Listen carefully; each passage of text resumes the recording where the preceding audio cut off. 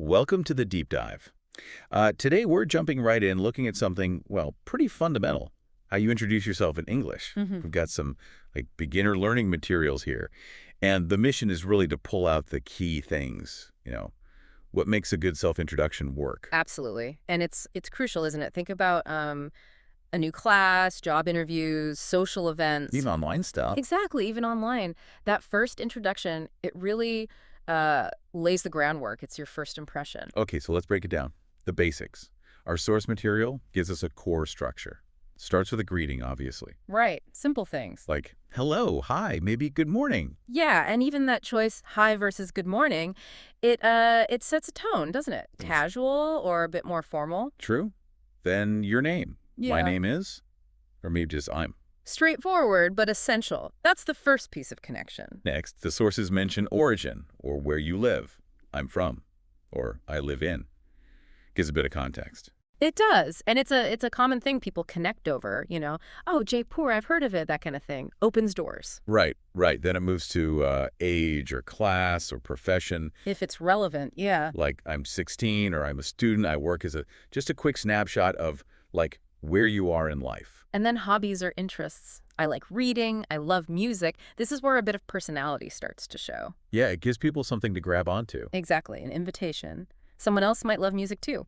It's interesting how these pieces, name, place, role, interest, are kind of universal starting points.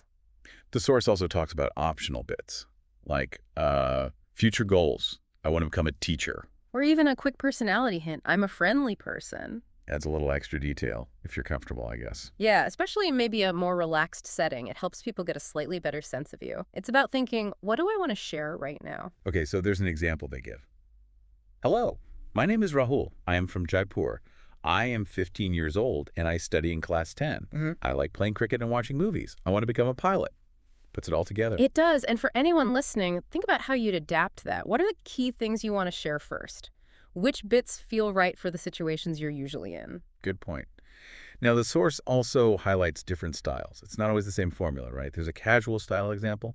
Hi, I'm Anjali. I live in Delhi. I love dancing and listening to music. I'm in 10th grade. What makes that casual? Well, the hi, for a start, and it focuses right on, current interests, school. It feels friendly, approachable. Okay. Then the opposite, a formal style. Good morning. My name is Anjali Sharma. I am 16 years old and currently studying in class 10 at Green Valley School. I belong to Delhi. I am passionate about classical dance and reading. Definitely feels different. Totally different. Good morning, the full name, mentioning the school specifically, even I belong to Delhi sounds a touch more formal than just I live in Delhi. And passionate about instead of just I like. Right. The language choice is elevated slightly. It signals a more, formal context. A presentation, maybe. Could be. And the last one they mentioned is creative or fun. Yeah, this one's interesting.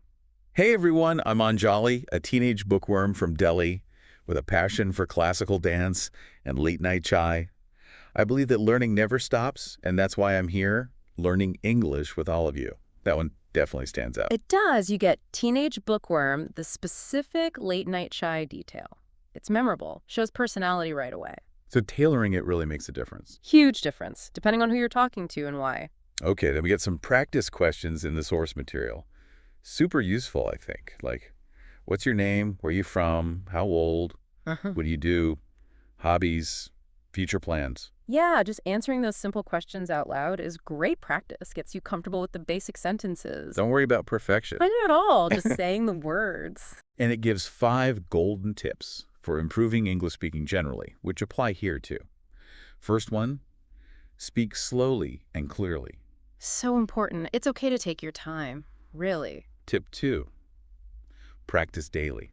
Even 5 minutes helps build the habit. Absolutely. Consistency is key. 3, record your voice. Ooh, that can be tough, but useful. It can feel weird, but it lets you hear yourself as others do. You can catch things like, am I speaking clearly, too fast? Good point.